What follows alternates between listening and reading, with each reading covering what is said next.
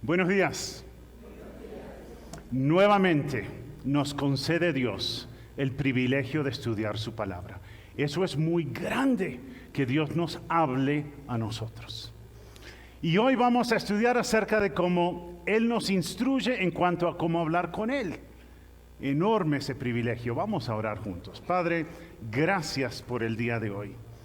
Tenemos mucho por aprender y hoy al hablar acerca de la oración, queremos que tú nos dirijas, queremos entender las palabras del Señor Jesús, queremos entender lo que dice la Biblia acerca de la oración. Gracias por este gran privilegio que tú nos das, en el nombre de Jesús. Amén. Abramos nuestras Biblias a Lucas capítulo 11. Lucas capítulo 11.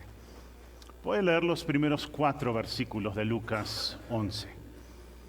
Aconteció que estaba Jesús orando en un lugar, y cuando terminó, uno de sus discípulos le dijo: Señor, enséñanos a orar, como también Juan enseñó a sus discípulos. Y les dijo: cuando oréis, decid: Padre nuestro que estás en los cielos, santificado sea tu nombre, venga tu reino, hágase tu voluntad como en el cielo, así también en la tierra. El pan nuestro de cada día, dánoslo hoy, y perdónanos nuestros pecados, porque también nosotros perdonamos a todos los que nos deben. Y no nos metas en tentación, mas líbranos del mal. La instrucción del Señor Jesús acerca de la oración. Nos dice el versículo 1 que estaba Jesús orando. Estaba orando el Señor Jesús. Eso es significativo. Jesús tenía la costumbre de pasar tiempo con Dios. Jesús tenía la costumbre de hablar con Dios. Una y otra vez se enfatiza la vida de oración del Señor Jesús. Y Lucas lo hace de forma particular. ¿Tienes comunión con Dios? ¿Pasas tiempo con Él? Y cuando se hacen preguntas, cuando estamos hablando, las preguntas no son para acostarnos. Dios no nos habla para que nos sintamos culpables y digamos: ay, qué mal cristiano soy.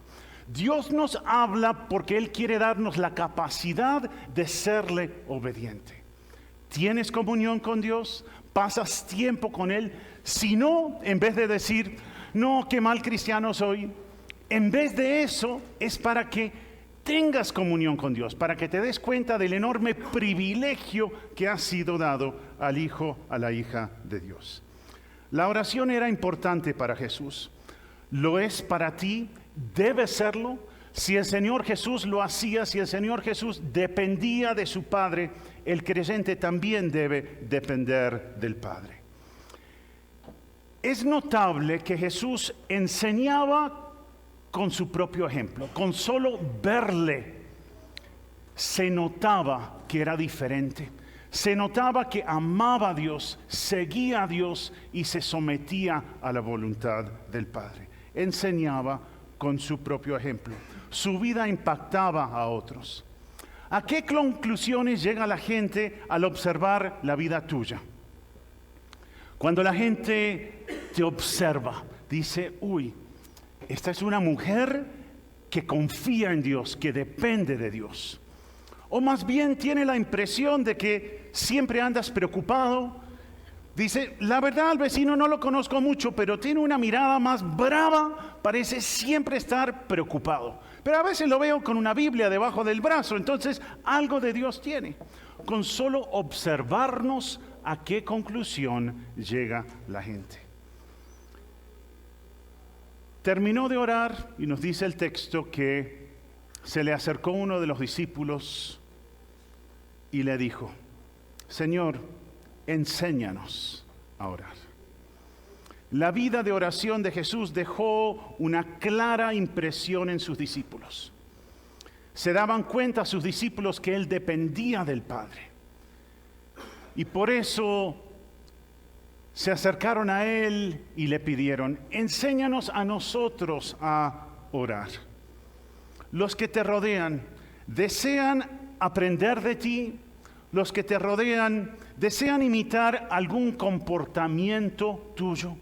Dicen, yo quiero tener lo que tú quieres. Vemos que hace falta aprender a orar.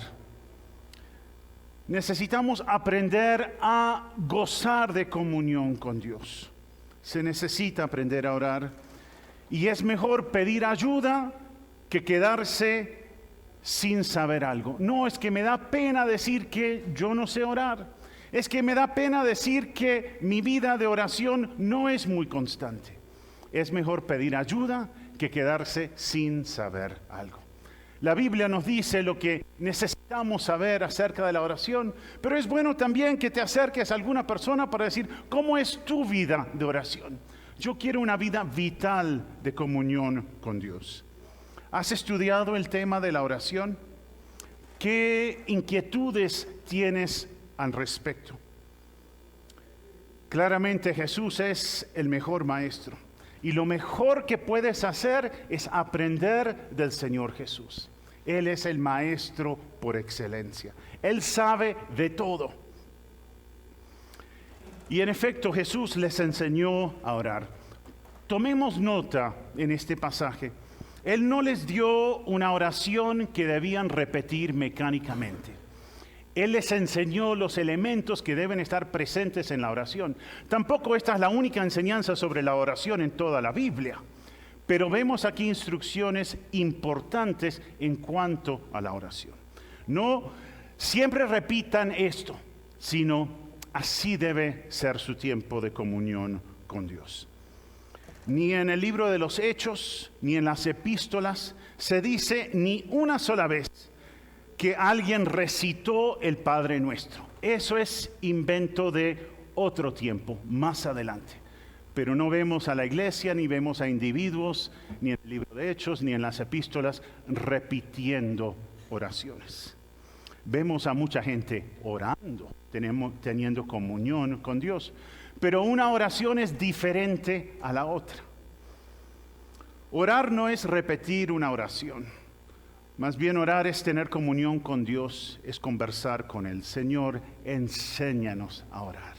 Que esa sea nuestra petición también. Versículo 2.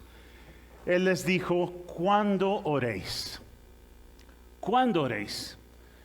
Jesús tomó por sentado que sus discípulos orarían. Le habían visto orar, le pidieron que les enseñara a orar. Y ahora Él reforzó con palabras la enseñanza que transmitía su vida.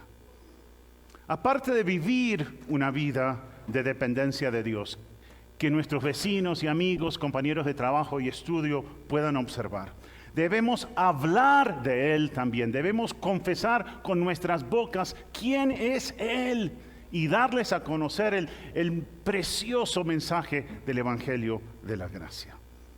No solamente vivir para Él, sino hablar de Él.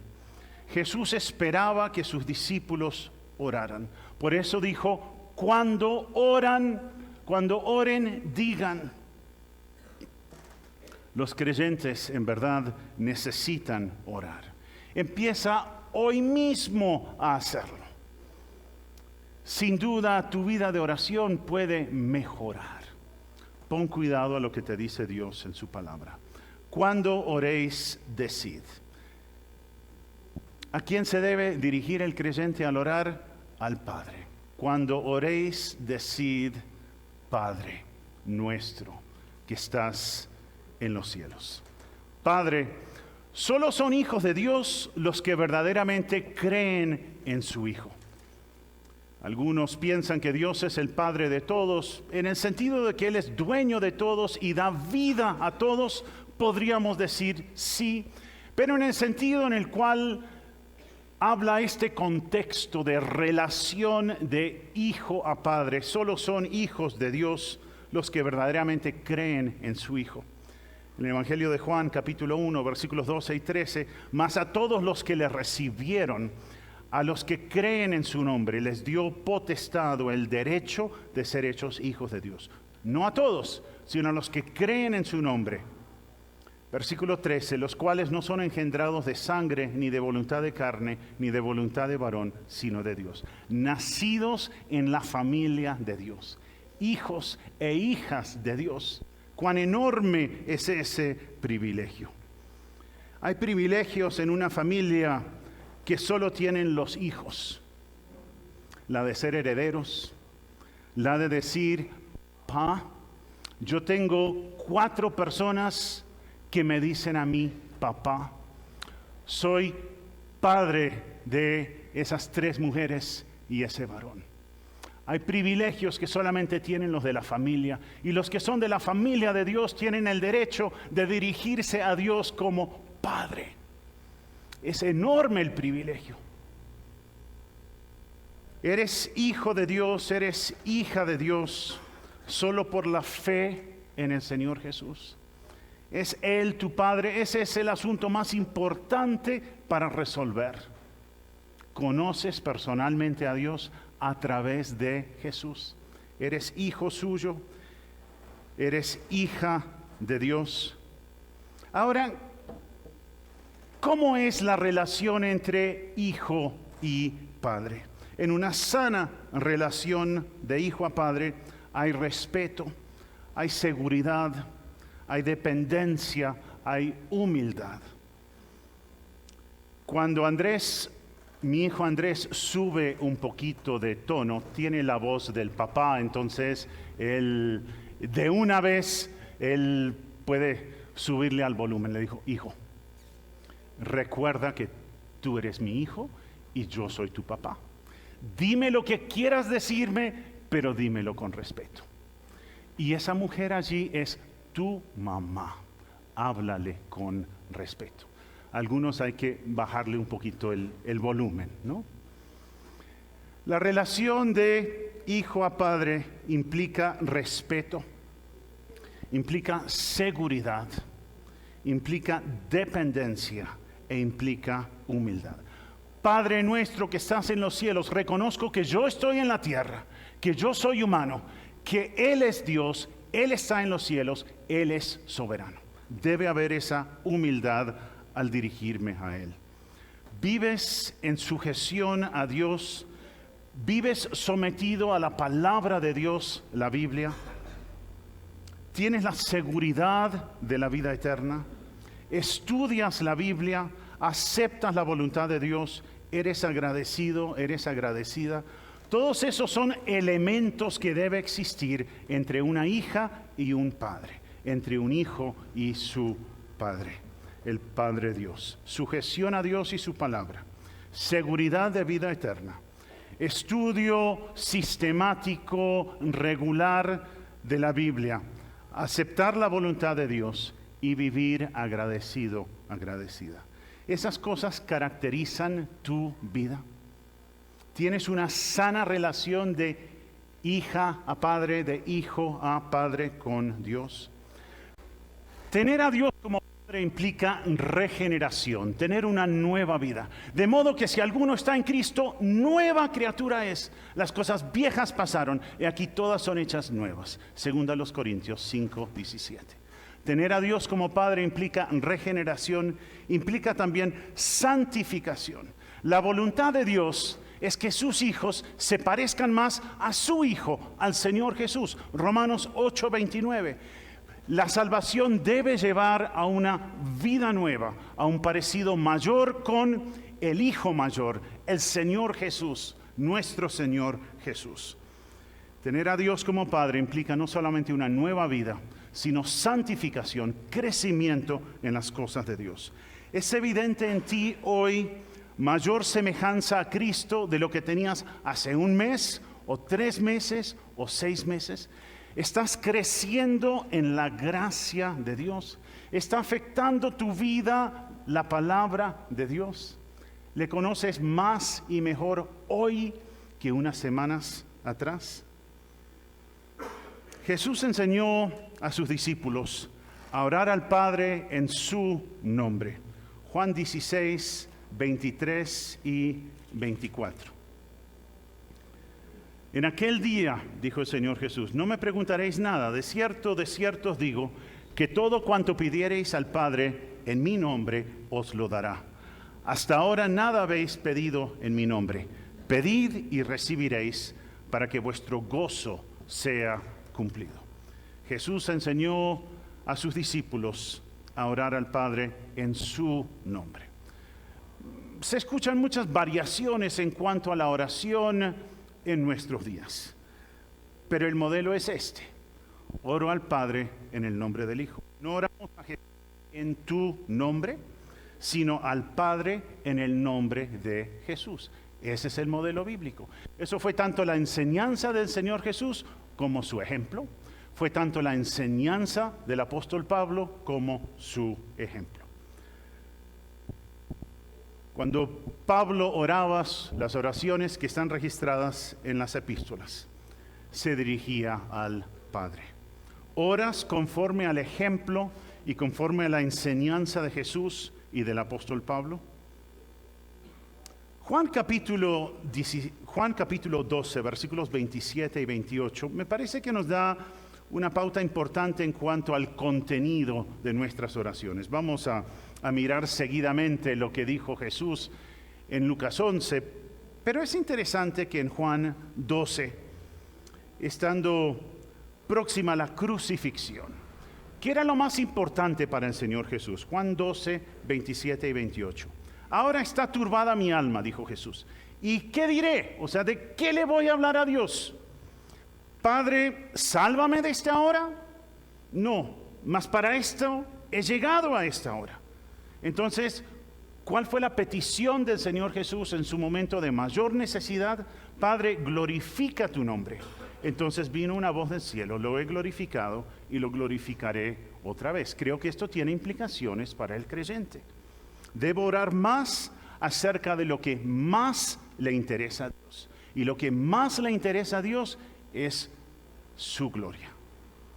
La forma de enterarme de lo que es importante para Dios es estudiando su palabra, estudiando la Biblia. Si quiero orar conforme a lo que le importa a Dios, debo pasar más tiempo estudiando la Biblia. Por eso es tan importante ligar el estudio de la Biblia con la oración.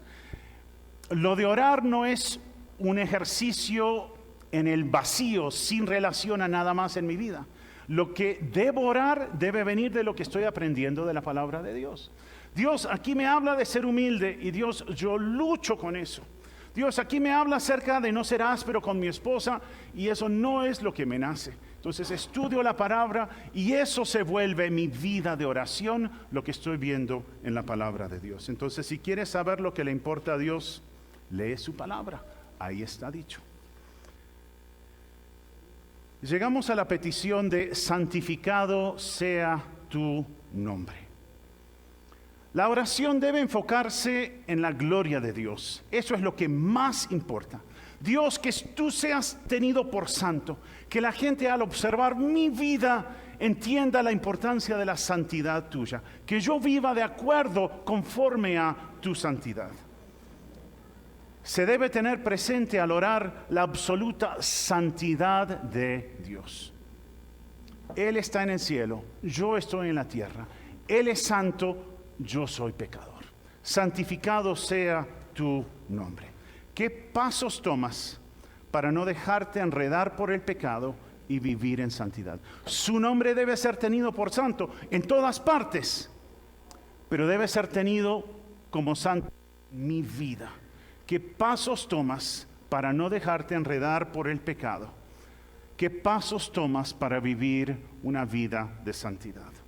Debe ser intencional al respecto de esto de la santidad, porque si no lo haces te quedarás en las buenas intenciones y vivirás una vida derrotada. Intencionalidad en cuanto a la santidad. Estoy poniendo cuidado, tengo filtros piadosos para lo que veo, para lo que escucho, para lo que estudio. Intencionalidad en cuanto a la santidad. Necesitas una actitud de adoración, de agradecimiento por todo lo que Dios es y todo lo que Dios hace. Entonces, en mis tiempos de oración, debo tener presente esto, que Dios es santo y que me debo acercar a Él con adoración, con agradecimiento por lo que Él es y por lo que Él ha hecho. Filipenses 4:6.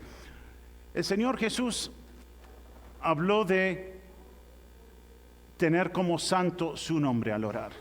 Y el apóstol Pablo nos ayuda a entender un poco más lo que significa esta. Filipenses 4:6, lo que significa esto.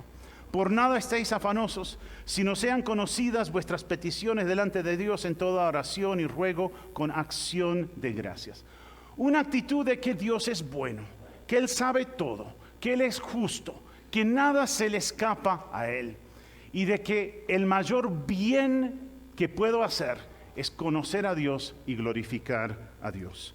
Colosenses capítulo 4, versículo 2. Perseverad en la oración, velando en ella con acción de gracias. Perseverar en la oración, acción de gracias, reconociendo la grandeza de Dios. ¿Consideras a Dios bueno? ¿Honras a Dios? ¿Cómo van a aprender a honrar a Dios los que te rodean si no te ven a ti haciendo eso? Los que te rodean te ven a Dios, te ven a ti tratando a Dios como santo, viviendo en santidad. Siguiente petición es: venga tu reino. El reino de Dios debe tener el primer lugar para el creyente. Mateo 6:33. Buscad primeramente el reino de Dios y su justicia, y todo lo demás vendrá por añadidura. Primer lugar para el creyente debe ser el reino de Dios, la gloria de Dios. Cuando tú oras, le pides a Dios que quite de tu vida todo lo que no le honra a Él. ¿Cuándo fue la última vez que le dijiste a Dios: Dios, por favor, saca a la luz cualquier pecado que yo estoy manteniendo oculto? ¿Puedes orar así? Dios, no me permitas pecar con impunidad. Descúbreme. Señala cualquier pecado que yo tengo. Yo quiero ser santo. Quita de mí, haz que se pierda lo que no te honra a ti. No quiero pecar, quiero vivir en santidad. Venga tu reino. Y quiero que se cumplan tus propósitos en mi vida.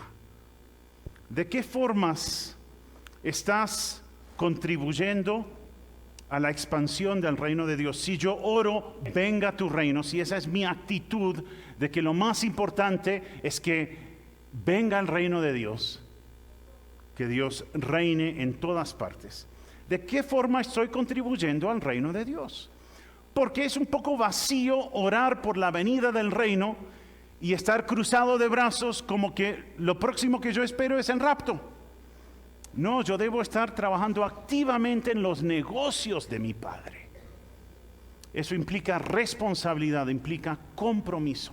Venga tu reino. ¿Te sometes al propósito de Dios? ¿Tienes la disposición de hacer lo que Él te mande? Dios, primero dime lo que tú quieres y yo te diré si eso es aceptable para mí. No, el venga tu reino es cueste lo que cueste para mí personalmente. Mi compromiso es con el reino tuyo, con los propósitos tuyos. ¿Tienes la disposición de hacer cualquier cosa que Él te mande hacer? ¿Le obedeces aún sin entender completamente el porqué de lo que te pide hacer? No, espere un momentico, explíquemelo bien y después yo voy a obedecer. No, si Dios te lo manda a hacerlo, hazlo y después aprende el porqué, entiende por qué. Dios te llama a ser santo porque Él es santo. Siguiente petición es: hágase tu voluntad. ¿Aceptas por adelantado la voluntad de Dios? Lo que tú me mandes a hacer, Dios, yo lo haré. Aún antes de conocer cuál es la voluntad de Dios, ¿tienes esa disposición? Dios, permite que me case y permite que sea Lolita. Bueno, si tienes la disposición de que Dios te diga que no es Lolita, está bien. Pero dices: Dios, con quien sea, a donde sea y como sea, estoy dispuesto a seguirte.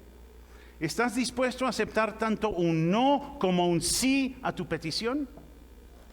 Dios, te amaré y te seguiré a donde quieras con tal de que hagas esto por mí. Eso no es orar conforme a la voluntad de Dios. Hágase tu voluntad. Lo que tú quieras, Dios, yo me someto a ello. Versículo 3. Danos hoy pan. ¿Reconoces que tu comida y todo lo demás que tienes es un regalo de Dios? Todo lo que tengo es por la pura gracia de Dios. ¿Dependes de Dios día a día?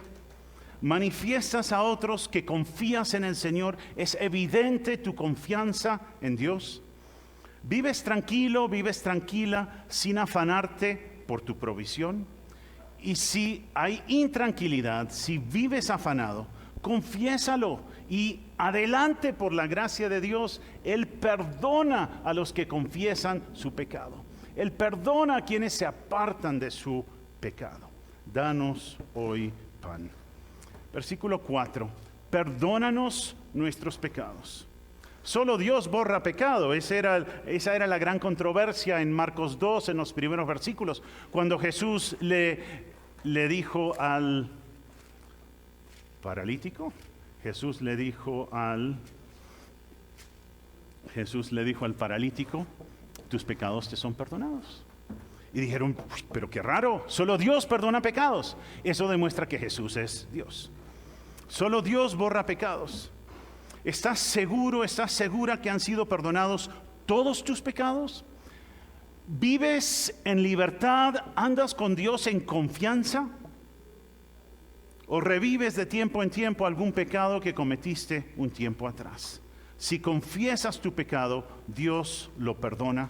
Quiero leer en 1 de Juan, capítulo 1, versículo 9, hasta el capítulo 2, versículo 2. Si confesamos nuestros pecados, Él es fiel y justo para perdonar nuestros pecados y limpiarnos de toda maldad. Si decimos que no tenemos pecado, le hacemos a Él mentiroso y su palabra no está en nosotros. Hijitos míos, estas cosas os escribo para que no pequéis. Y si alguno hubiere pecado, abogado tenemos para con el Padre, a Jesucristo el justo. Y Él es la propiciación, el sacrificio que satisface completamente por nuestros pecados. Y no solamente por los nuestros, sino también por los de todo el mundo. Si confiesas tu pecado, puedes tener la confianza absoluta de que Dios te perdona. Vive al día confesando tu pecado, siendo honesto en cuanto a tus fallas, siendo honesta en cuanto a sus fallas. Vive en dependencia de Dios, no solo para lo físico, no solo para el pan de hoy, sino también para tu salud emocional. El efecto del hecho que todos mis pecados han sido perdonados debe ser libertad, andar con limpia conciencia delante de Dios. Pero esa libertad en Cristo no debe llevar a indiferencia hacia el pecado, sino todo lo contrario, a ser más sensible al pecado, más consciente de mi propia debilidad, más consciente de mi necesidad de depender de Dios, de orar y de estudiar la Biblia. Perdónanos nuestros pecados, porque también nosotros perdonamos. Porque también nosotros perdonamos versículo 4 que dice en sus Biblias, también nosotros perdonamos a algunos que nos deben. ¿Dice eso? A todos. Esa es la parte difícil. Perdonar a algunos, todo el mundo hace eso. Pero perdonar a todos, eso requiere de la ayuda de Dios. Pero eso es propio de los hijos de Dios. También nosotros perdonamos. Debemos estar pendientes tanto de las relaciones verticales como de la relación horizontal. No, yo estoy bien con Dios y los demás, bueno, yo no sé, eso es problema de ellos. No, si tengo una relación sana con Dios, Él me llama también a tener una relación sana con mis semejantes. ¿Te cuesta perdonar a quienes pecan contra ti? ¿Podría ser eso orgullo de tu parte? Jesús enseñó que una falta de disposición para perdonar a nuestros semejantes perjudica nuestra comunión, nuestro andar con Dios. En Lucas 6:37, no juzguéis y no seréis juzgados, no condenéis y no seréis condenados, perdonad y seréis perdonados. Hablando no del perdón de los pecados para que para salvación, sino de un andar ante Dios con una limpia conciencia. También nosotros perdonamos. Difícilmente seré humilde ante Dios si no lo soy con mis semejantes. Difícilmente seré humilde ante Dios si no soy humilde con todos mis semejantes, teniendo la disposición de perdonar. No nos metas en tentación. ¿Entiendes la conexión entre depender de Dios, depender de la palabra de Dios? ¿Entiendes la conexión entre la dependencia de Dios y una vida en santidad? Si no andas en el Espíritu, cederás ante las presiones de tu carne. Andad en el Espíritu, Gálatas 5:16, y no satisfagáis los deseos de la carne. Si dependo de Dios y de su palabra, voy a vivir en santidad. Si satisfago los deseos de mi carne, es porque no estoy andando en el Espíritu. No puedo hacer ambas cosas al tiempo. Pídele a Dios que no te permita ceder ante la tentación. Pídele a Dios que te ayude a tomar decisiones sabias en cuanto a lo que ves, lo que escuchas y lo que estudias. Activa filtros para la música y el entretenimiento. ¿Qué filtro tienes para lo que ves? ¿Qué filtro tienes para lo que escuchas? Ay, es que me gusta. Bueno, ese no es un filtro que contribuye a la santidad. Un filtro que contribuye a la santidad es qué es lo que agrada a Dios, qué dice la palabra de Dios al respecto. Activa filtros que llevan a una vida de santidad, a temer más a Dios, a alejarte del pecado. Líbranos del mal. Leemos en Lucas 22:31 que Satanás pidió permiso a Dios para sacudir a Pedro. El maligno aún lucha contra los creyentes y busca estorbarlos. Leemos en Efesios capítulo 6, versículos 11 al 13. Vestíos de toda la armadura de Dios para que podáis estar firmes contra las acechanzas del diablo. Porque no tenemos lucha contra sangre y carne, sino contra principados, contra potestades, contra los gobernadores de las tinieblas de este siglo, contra huestes espirituales de maldad en las regiones celestes. Por tanto, tomad toda la armadura de Dios para que podáis resistir en el día malo y habiendo acabado todo, estar firmes. El maligno aún lucha contra los creyentes y busca estorbarles. Por eso es vital la intervención del Señor Jesús para tener una fe robusta que no falla. Luego de decirle a Pedro que Satanás había pedido permiso para sacudirlo, leemos esto en Lucas 22:32. Pero yo he rogado por ti, Pedro, que tu fe no falte, y tú, una vez vuelto, una vez que hayas pasado la prueba, confirma a tus hermanos. Necesito la intervención del Señor Jesús para tener una fe robusta que no falla. Necesitamos depender de Dios para decir no a Satanás, a nuestra carne y al mundo. En los versículos 5 al 8 tenemos una parábola acerca de la oración. La parábola del amigo persistente. Quizás podríamos decir del vecino cansón, si quiere. No creo que eso aparece en sus Biblias, pero esa es la idea. Leamos versículos 5 al 8. Les dijo también, ¿quién de vosotros que tenga un amigo, va a él a medianoche y le dice, amigo, préstame 3 panes, porque un amigo mío ha venido a mí de viaje y no tengo que ponerle delante? En ese tiempo las tiendas no abrían las 24 horas al día. Y aquel, respondiendo desde adentro, le dice, ay, no me molestes, la puerta ya está cerrada y mis niños están conmigo en cama, no puedo levantarme y dártelos. Os digo que aunque no se levante a dárselos por ser su amigo, sin embargo, por su importunidad se levantará y le dará todo lo que necesite.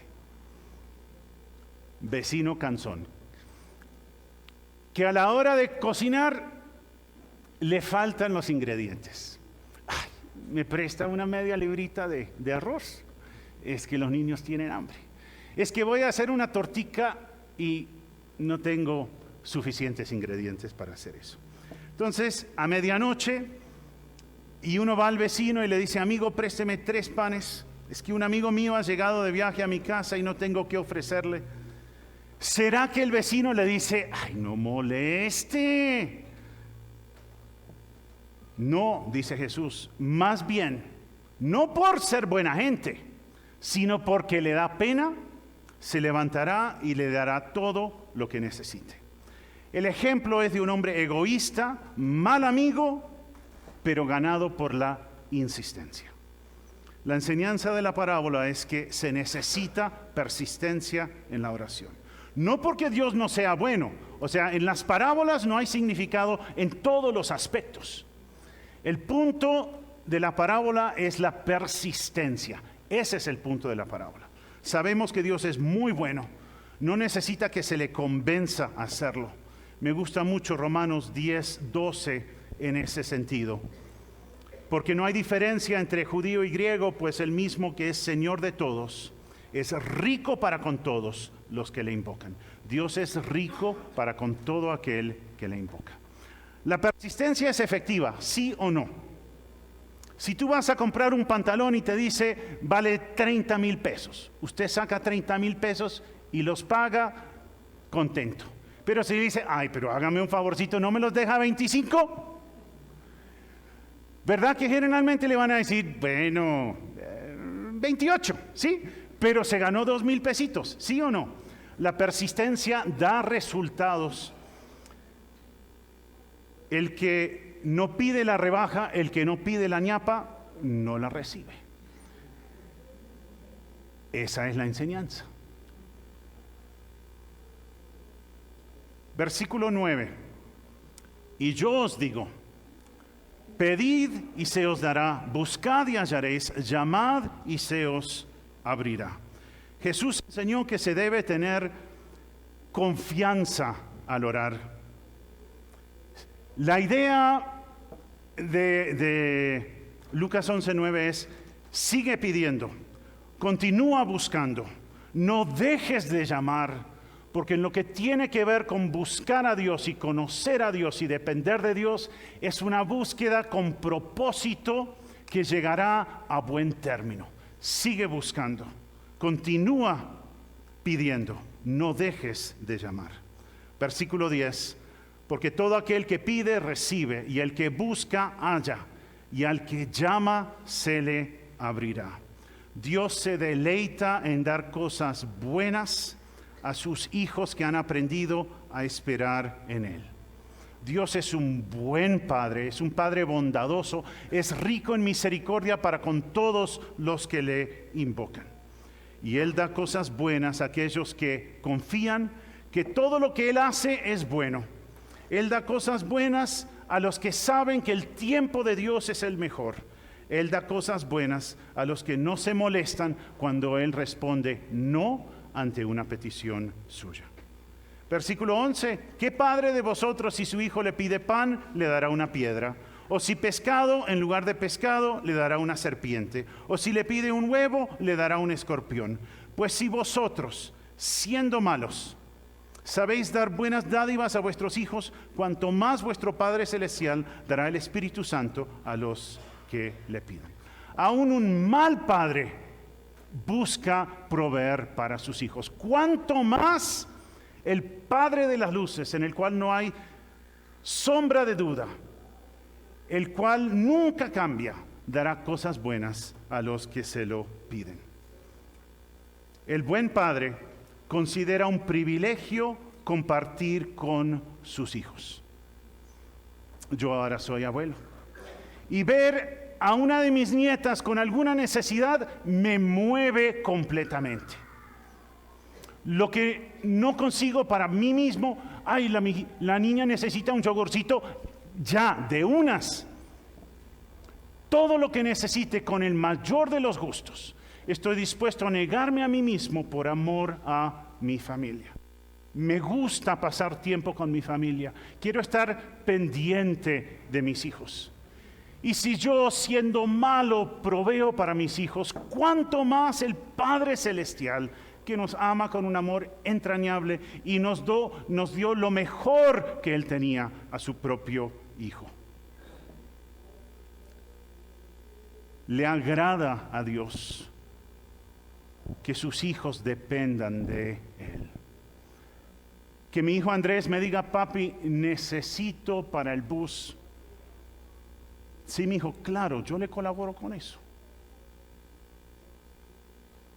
Y si tengo que caminar para que él vaya en bus, con el mayor de los gustos. Vuestro Padre Celestial dará el Espíritu Santo a los que se lo pidan. Siendo creyente, ya hijo de Dios, no tengo que pedirle a Dios que me dé el Espíritu Santo, pues ya lo recibí en el momento de la conversión. Romanos 8:9. Si alguien no tiene al Espíritu de Dios, no es de Él. No hay tal cosa en nuestro tiempo como un creyente que no tenga el Espíritu Santo y que tenga que pedirlo. En nuestro tiempo, todo aquel que es hijo de Dios también ha recibido al Espíritu Santo. Entonces, esta petición era para los discípulos antes del día de Pentecostés, cuando el Espíritu Santo vino sobre todos los creyentes. Pero desde entonces, en el momento de la conversión, llega el Espíritu Santo. Entonces, ¿cómo puedo aplicar esto a mi vida? Lo que debo anhelar, lo que debo pedirle a Dios, es que se deje ver claramente la presencia del Espíritu en mi vida, el fruto del Espíritu, que es gozo, que es amor, gozo, paz, paciencia, benignidad, bondad, fe, mansedumbre, templanza. Dios, que se vean esas cosas en mí. Dios, perdóname, porque de paciencia me cuesta muchísimo y no demostré paciencia cuando le hablé duro a esa persona. Entonces sí debo pedirle lo que el Espíritu Santo otorga, su llenura, la evidencia de su presencia, que es el fruto del Espíritu. Algunos comentarios aquí en cuanto a la oración. Debo persistir en la oración, no porque Dios es mezquino. Debo ser persistente en la oración, no porque Dios es tacaño. Antes, Dios es muy generoso, aun con los malos, Dios es bueno. Debo persistir en la oración, no porque Él necesita que lo convenza a ser bueno, que le tuerza el brazo, por así decirlo, cansarlo de tanto pedir. Ese no es el punto de la enseñanza de este pasaje. Más bien debo persistir en la oración porque yo necesito a depender más de Dios. Yo necesito acercarme al Padre y entender su voluntad y someterme a Él. Por eso necesito orar, porque necesito más de Dios.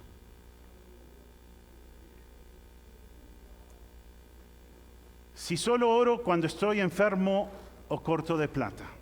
Algunos dicen, ¿no dice la Biblia que hay que orar sin cesar? Siempre estoy corto de plata. Entonces, si yo oro cuando estoy corto de plata, estoy orando sin cesar. Bueno, listo, podemos hablar un poco de eso. El punto es que no debo orar solo para pedir que se suplan mis necesidades. El punto de la oración no es lo mío. El punto de la oración es lo de Dios. Si entiendo eso, he avanzado mucho en la oración. No oro porque quiero que Él me dé a mí. Yo debo orar porque debo darme al Padre. Esa es la esencia de la vida cristiana, es la esencia de la oración. Entonces, no orar solo cuando estoy enfermo o corto de plata. Oro no solo para satisfacer mis necesidades, sino también para que Dios sea glorificado en mi vida, que es lo más importante. Debo orar porque anhelo adoptar la mente de Cristo. Quiero conocer su perspectiva sobre mi situación. Por eso deben ir ligados la oración y el estudio de la Biblia. Lo que dice Dios, lo que quiere Dios, y mirar como en un espejo y decir: Dios, yo no soy así. Necesito que tú obres en mi vida a fin de ser más como Jesús. Y una cosa más. Si Dios no responde que sí a mi oración, ¿a qué conclusión debo llegar? Algunos dicen, bueno, Dios es malo o Dios es débil. Si llegas a esa conclusión, estás re lejos de la verdad. Cuando Dios dice que no, no es porque no puede, no es porque no te quiere. Miremos 3 posibilidades cuando Dios me dice que no. Debo preguntarme ante la oración negada, ¿estoy orando como Dios manda? En verdad, no tenemos lo que pedimos, dice Santiago, porque pedimos mal. ¿Estoy orando como Dios manda? Para su gloria, habiendo lidiado con el pecado en mi vida, habiendo tratado con la viga en mi ojo, antes de preocuparme por la paja que está en el ojo de mi hermano. ¿Estoy orando como Dios manda? También debo preguntar, ¿será que este no es el tiempo de Dios? Y tercero, debo preguntarme, ¿será que Dios tiene otro plan? ¿Será que el plan de Dios es mejor, más mejor que el mío? Yo sé que esa no es correcta gramática, pero ¿será que el plan de Dios, será que lo que yo tengo en mente es hasta acá y el plan de Dios es mucho más? Cosas que debo preguntarme cuando Dios no dice que sí a mis oraciones. ¿Qué privilegio se da al creyente de hablar con Dios por medio de la oración? Si estás aquí en esta mañana y no conoces personalmente a Dios a través de Jesús, conócele. Conocerle a Él es la vida eterna, es lo más maravilloso que te puede pasar. Ama a Dios y síguele. Qué buen Padre es Dios. Vamos a orar. Padre, gracias por este tiempo y gracias por lo que tú nos enseñas. Gracias por haber enviado a Jesús a morir por nosotros cuando aún éramos pecadores. Gracias por el privilegio de la oración. Ayúdanos a acercarnos a ti con confianza, como dice Hebreos, pero también reconociendo que tú eres el Padre y nosotros somos la criatura. Qué privilegio es poder hablar contigo y saber que estamos hablando con una persona que nos ama, que quiere su gloria por encima de todo. Y cuando nosotros buscamos esa gloria, la voluntad tuya es para nuestro bien. Ayúdanos a anhelar la gloria tuya por encima de todo lo demás. Gracias por este tiempo. En el nombre de Jesús. Amén.